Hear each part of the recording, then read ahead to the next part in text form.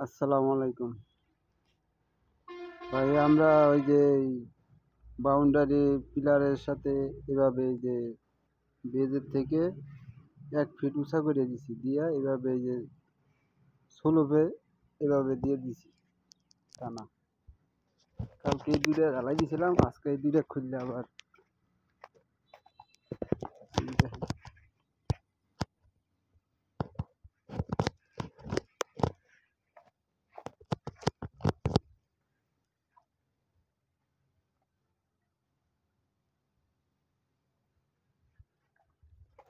পাঁচ inch by 6 ইঞ্চি ঢালাই টানার মধ্যে।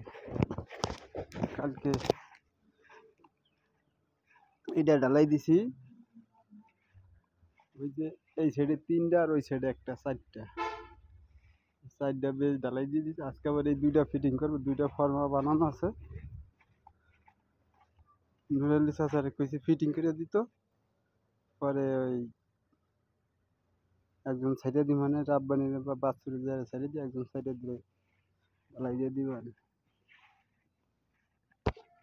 আসসালামু আলাইকুম।